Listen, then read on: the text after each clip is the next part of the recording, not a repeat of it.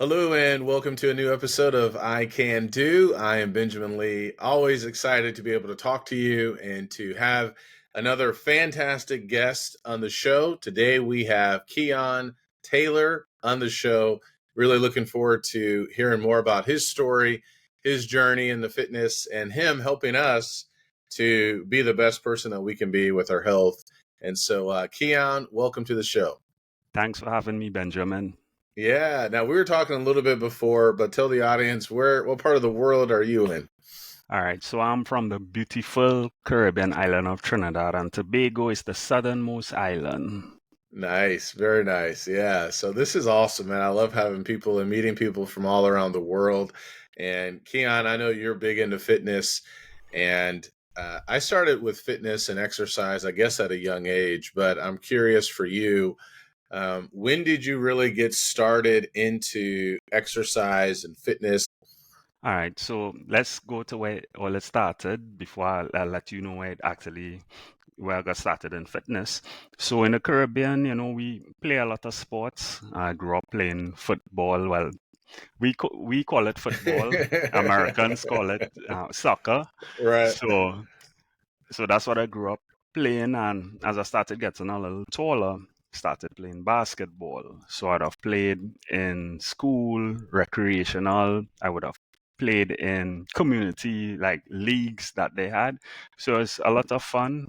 And eventually, as time went on, I realized a lot of my friends, they were gaining weight. We were getting a little older, and I migrated to the US. So I attended an HBCU Oh, in, nice. yes, in Florida, and we had intramural sports. So every year I'd play basketball, and then eventually they had intramural soccer. So I said, I'm Mm. definitely gonna play that. There were a lot of international players as well as Americans, and we had a lot of fun. Unfortunately, during the first game of the actual league, the intramural league, before we had a lot of warm up games, getting accustomed, to playing with each other. But when we actually had the first game, I would say about 5 minutes into it, I intercepted a pass.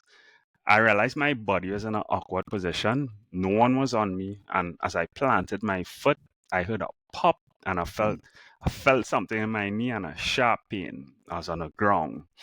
Now nobody knew what happened. All I knew is I was in a lot of pain, and a couple of the guys who were playing had to help me off the field. But being the resilient person I am, I was like, I'm going back on. I did not know how serious the injury was.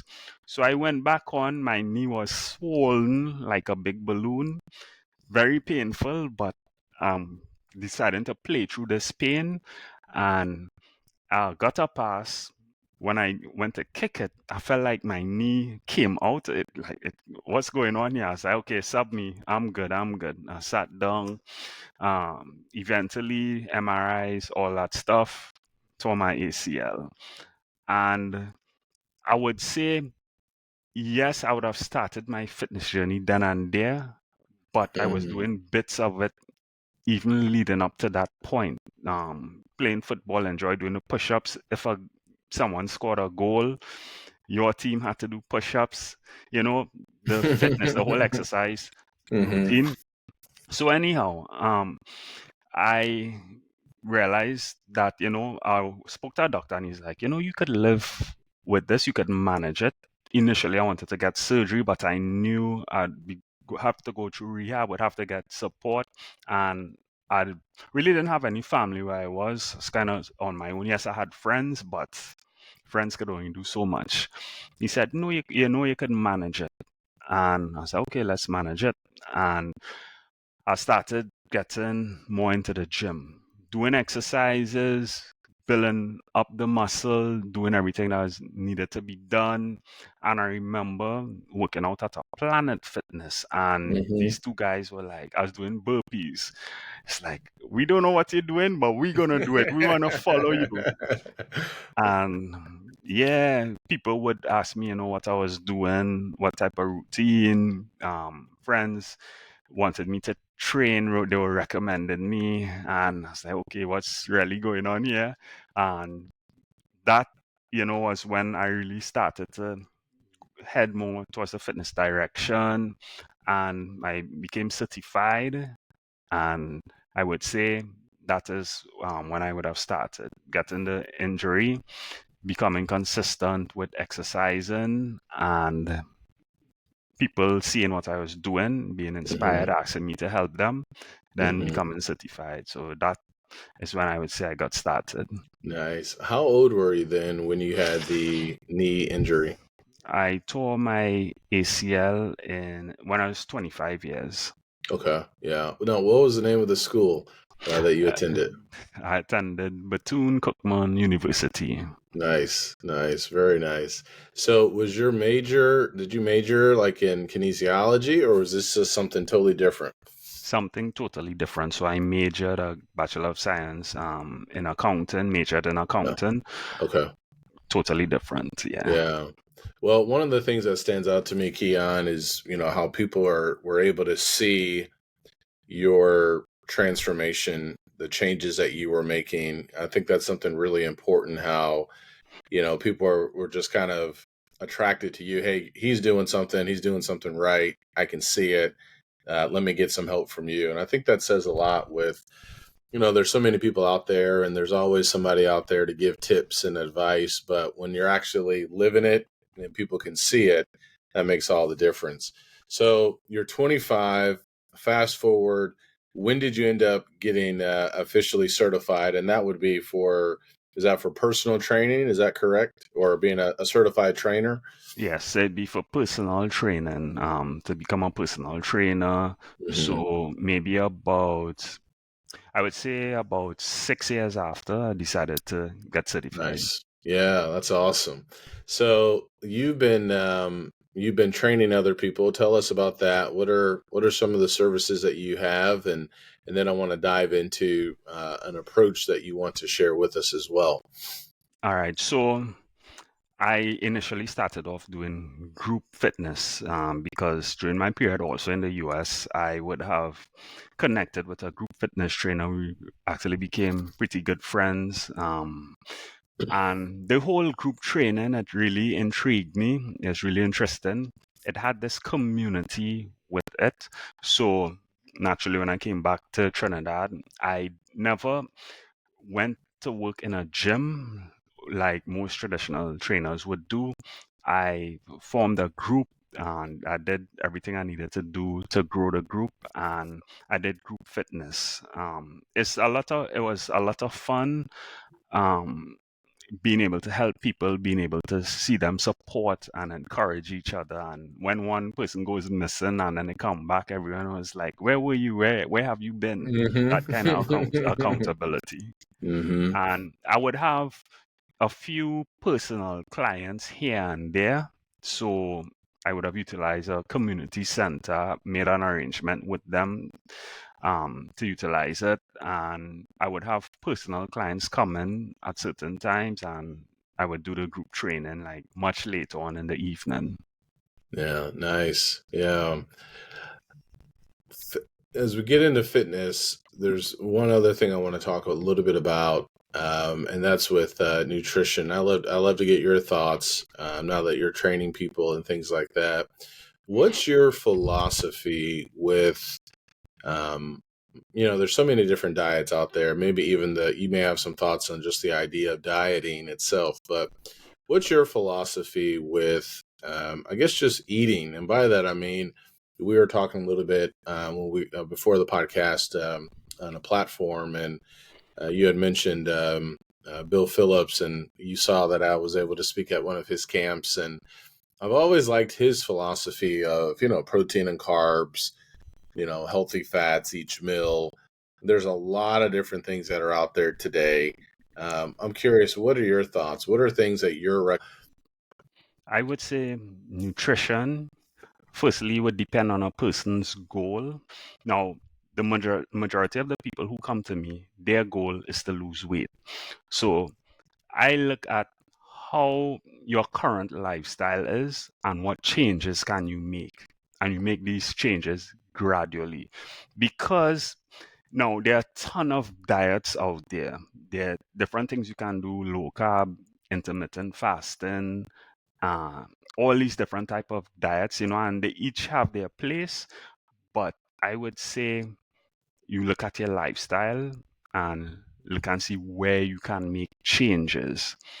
And I also look into macros. So Hmm. without getting too much into the numbers, your macronutrients are your proteins, fats, carbohydrates, and just doing a bit of a calculation based on where a person wants to go. And there are quite a few resources out there that could generate the different recipes, the different meals that they need to eat. And no, not everyone may have access to all the different ingredients. For example, a recipe may call for spinach. Maybe where you are, you don't really have that great access to spinach. So let's use another green. So while everything may not be perfect in terms of what you need to eat, you do what the best you can do. And sometimes it's also the lesser of two evils. So, for example, you go out to eat, do you Hmm. have the fries or maybe the baked potatoes? Once it's not too creamy, not too rich in cream, then maybe the baked potato might be a better option instead of fries. Yeah. So my overall philosophy is, effective nutrition, the right nutrition for you based on your goal, your um, current set of circumstances as well, which would be your lifestyle. Hmm. Yeah, and I think there's something important there as well, and I'm able to pull out, and that is you got to know what you're going after. So the people that are coming to you, that goal is going to be different.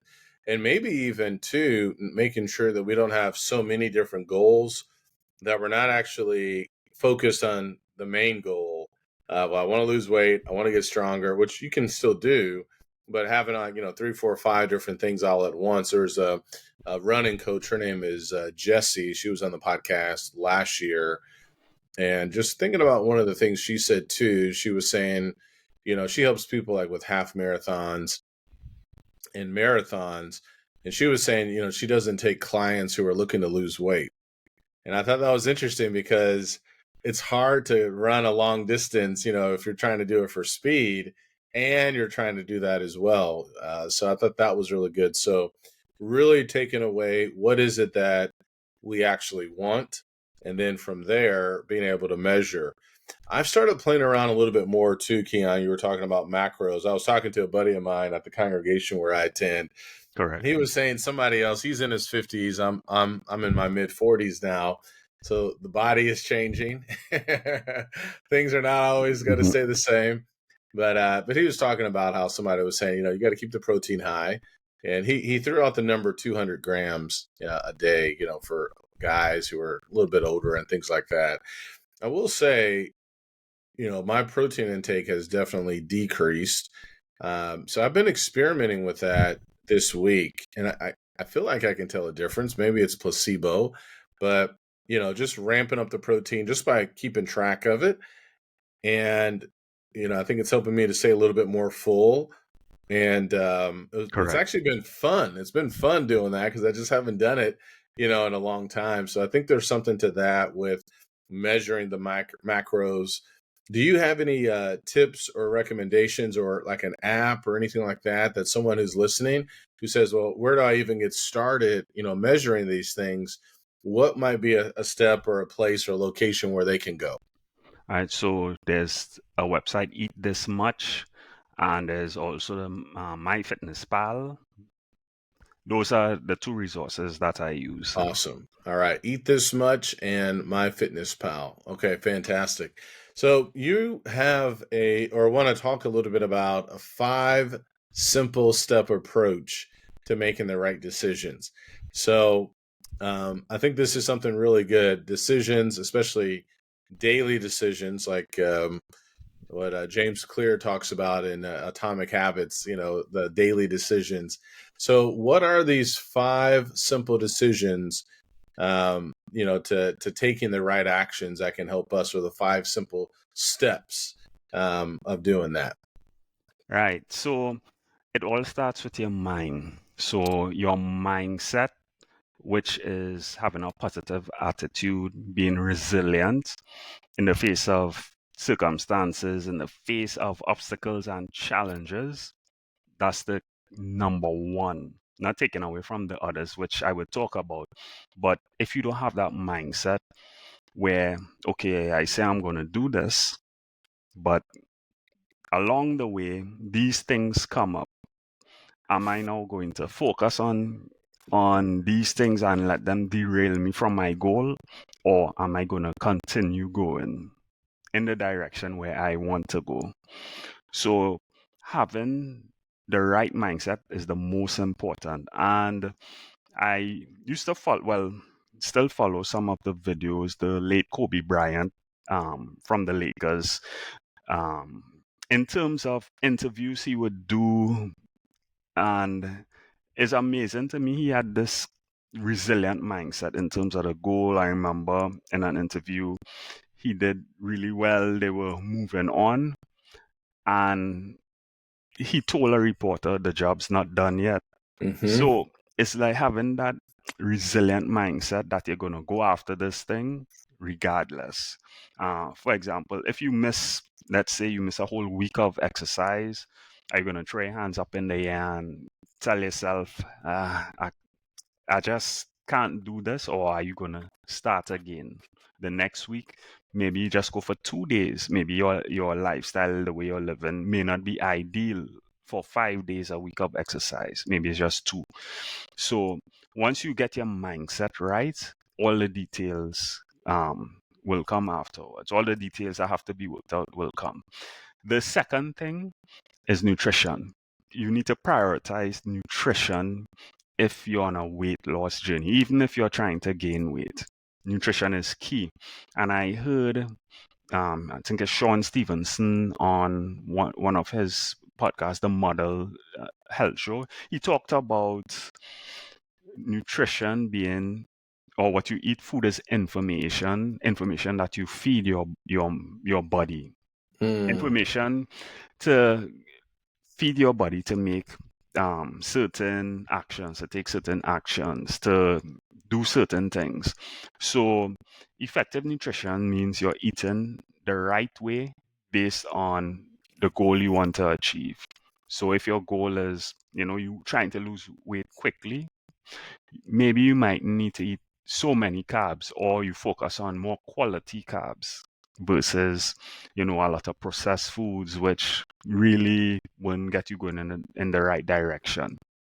So effective nutrition is the second thing. Okay. The third thing is the right workouts, right type of workouts. So if you're going to be a runner, you focusing on running maybe a marathon, you would not be doing a lot of weights, right?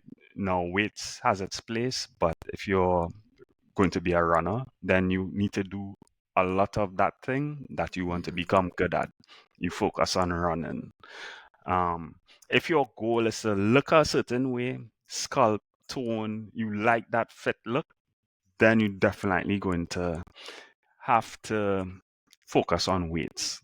A little bit of cardio in between, but focus on weights. You want to build the muscle, you want to break it down, build it back up, get sufficient rest, all these things.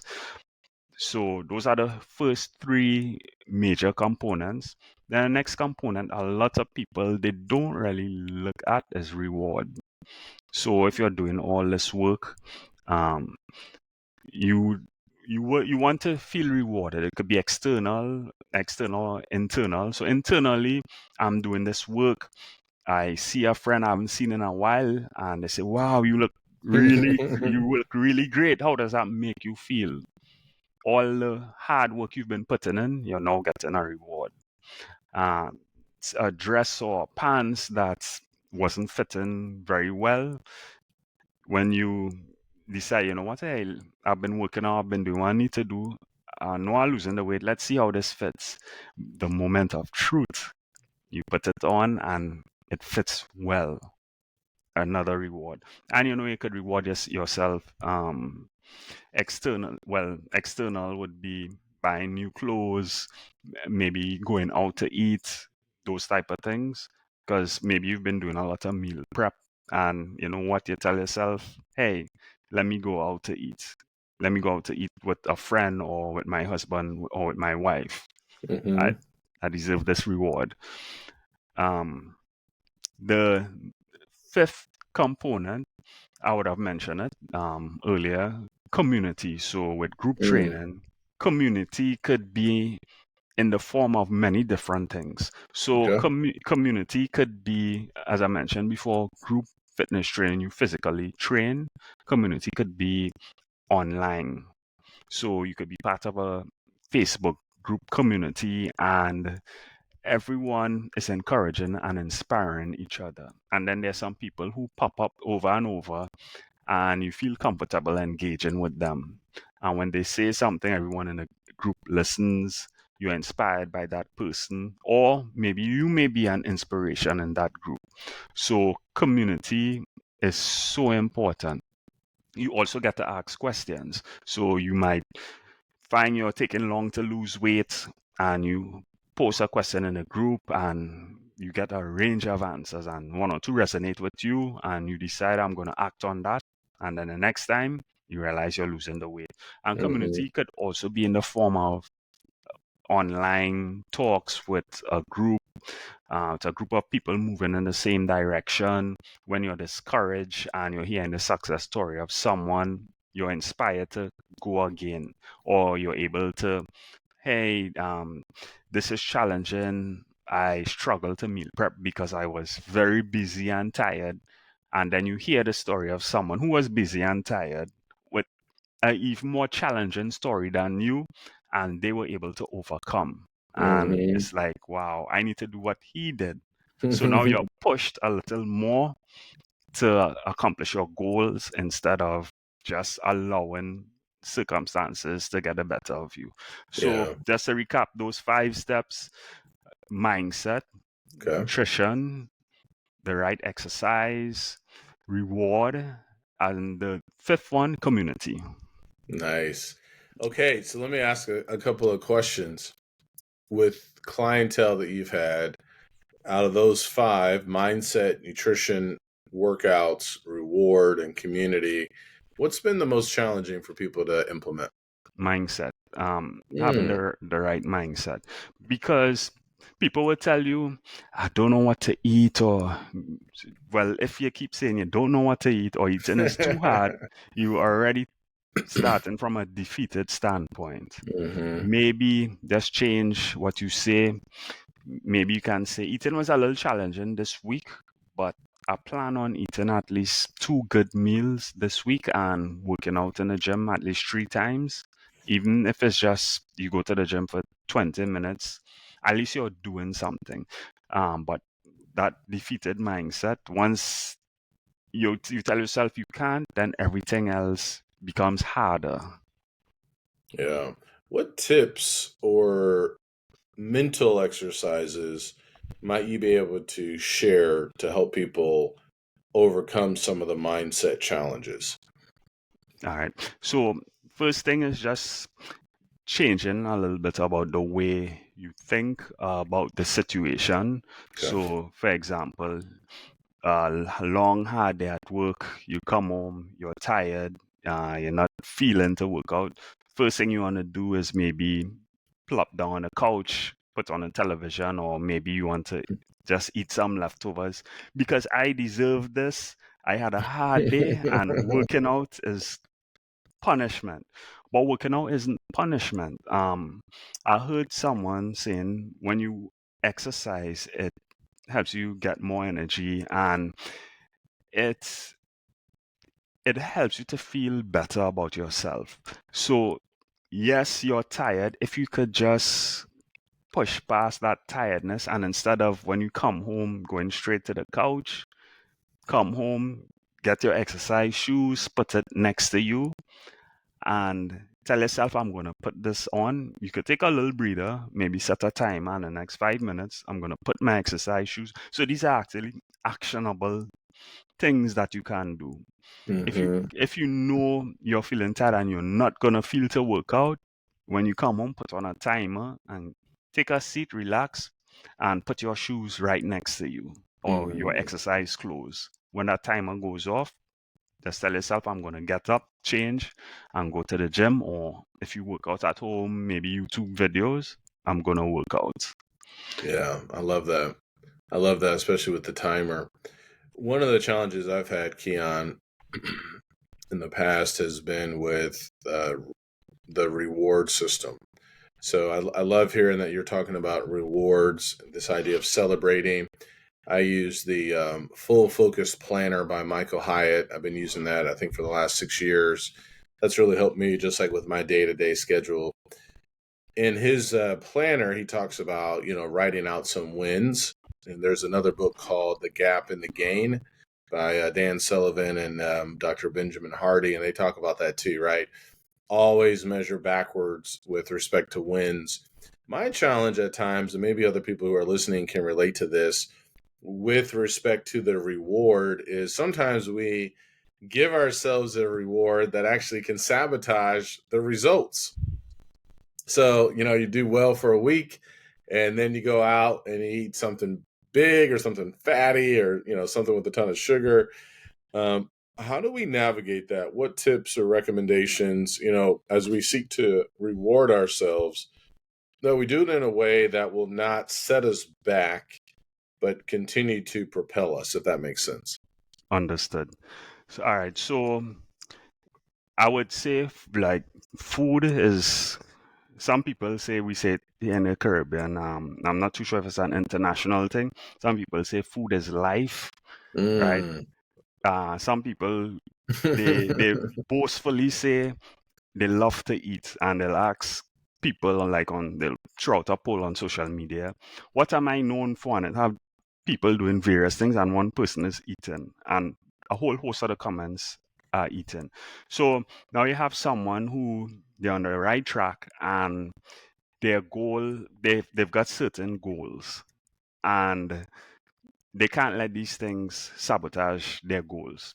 All right, so the weekend is here, and maybe a friend is in town, and it's tough, it's challenging, but you know what? You could either make two decisions. Mm. I'm going to enjoy this time with my friend and go all out, or I am going to not be more strategic, be smarter about how I'm doing this. So if you're going out, it may take a little homework in terms of deciding what's on the menu, knowing what the menu is beforehand. If you're going to a social event, some people, they may walk with their own foods, or they find out what is being served Hmm. and they eat accordingly. There are also little strategies people do. They may do intermittent fasting, and they may not eat as much during the day. And when it comes time for the social event, that's when they do the majority of their eating. So somebody who doesn't want to sabotage their goal, like if you're really sticking to your goal, then you're going to have to make provisions in terms of what you're going to eat, or if something is going to come up, you're going to have to make adjustments in terms of either you're going to walk with your own foods, or you're going to choose the lesser of two evils, the French fries or the baked potato. So that Yeah, that is that's what awesome. I would recommend. On a practical example, client of mine, she was going on vacation, and I'm glad she mentioned this to me earlier. When we started, sometimes people delay starting fitness programs because of things they may have coming up. She told me she was going on vacation, but this was when she had already started.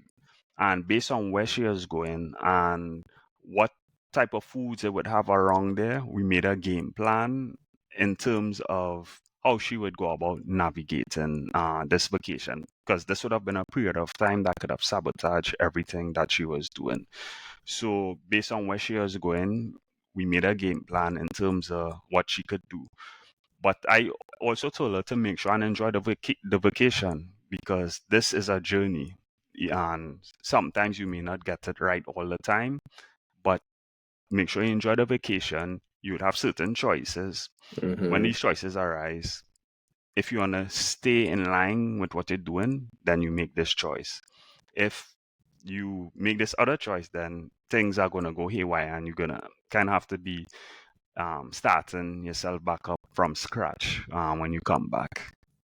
Yeah, I love that. That's excellent. So it does take it takes intentionality. That's something I'm taking away from that, right? It takes intentionality, avoiding the self sabotage for sure, and to really build upon that. And I know that's what Kobe Bryant did too, right? With his Mamba mentality of, I think there was a commercial years and years ago, where he talked about success on top of success on top of success. And that really is challenging. I can't remember where I heard it from either, but I really like this quote where someone has said, the greatest danger to future success is current success. And I was like, oh, that's really good, because when you feel like, hey, I've arrived, I've got it, I'm in the jeans or I'm in that dress, whatever the case may be, then I can just kind of hit the pause button. But people have also said, there's no finish line as well. So I think that would fall back into the mindset component of tricking ourselves or thinking, okay, now I can just kind of take it easy. We want to enjoy the moments as you're talking about. And we want to, as one person just said in a book I'm reading too, not just stay in the sprouting phase, but growing phase. We want to get to that next phase of growth. So, what kind of mental exercises are do you do to stay at your game, if you have any? And then, secondly, what does your physical routine look like? All right. So, in terms of a mental thing, what I try and do to not be so stressed out to let things get in the way, might be working on something and may hamper with your workout. There's something I heard, I think is maybe Craig Ballantyne, another guy in the fitness space. He said, he talks about mind dumping. That's where Mhm. you have a lot of stuff going on. You just write it down. The stuff you have going on may prevent you from doing what you need to do next. So instead of doing too much, you just write down the stuff, where you are, what you need to accomplish, and you put that away. And it kind of helps you to um, not be as stressed because things are accounted for and you have a starting point again versus trying to guess and try to hustle and try and get things done before you become overwhelmed and just focus on this one task when you need to put it away and move on to something else. So that also helps me to manage stress, knowing that I can safely put things away and come back to it. And then there's a stress that happens when life just happens. There's nothing I I can I could do about it in the moment, and worrying about it doesn't help. Um, I remember my wife, having a good partner is also important. Really, there's That's right. something that got me down, and she's like, "Baby, there's nothing you can do about it, Mm, right? But when that time comes again, then you'll do the best that you can, and that's all you can do, yeah, right?" yeah. So that is really helpful, having somebody in your corner Mhm. as well who could support you, apart from trying to always do it on your own. And in terms of my workout routine, well, I am a little over 3 months post up from ACL reconstruction surgery, Mhm. and I do physio. And based on what I do at a physio session, that is what I try to do within my routine. I'm currently at a gym as well, so I utilize weights. But if it's a little painful for my rehab in knee, I won't do it. I'll just reduce the weight. So I try to do legs at least 2 to 3 times for the week only because I need to build them back up. I do a pull, which would be back and biceps on one day, and then I would do chest, which would be push, chest and triceps on another day. And I try to incorporate abs on the days that I do my leg workouts. Okay, very nice. A couple of rapid fire questions here before we wrap up. What's your philosophy with how often a person should weigh? So I wrote a book years ago called Life Beyond the Scale, where I was just weighing a couple of times a month, maybe 2 or 3 times to get an average. But that, looking back, um, I've seen a big difference once I've started weighing pretty much every day. I'll take some time off if I go on vacation or something like that. There's another book called The Every Other Day Diet, professor or scientist out of the University of Illinois. And there seems to be some good data with people who do weigh every day, keeping the weight off. So I'm curious, what's your philosophy? What do you do personally? What are you asking your clients to do with the scale? Once a week. Once a Same week? same day, same time before you eat or drink anything. Okay, so once a week. All right, very nice. Yeah. What's your recommendation for someone who's starting off with an exercise routine, getting started somewhere? A lot of the listeners on my show are 30 and above. So, where would you recommend if someone's getting started with respect to exercise? What would you recommend for them?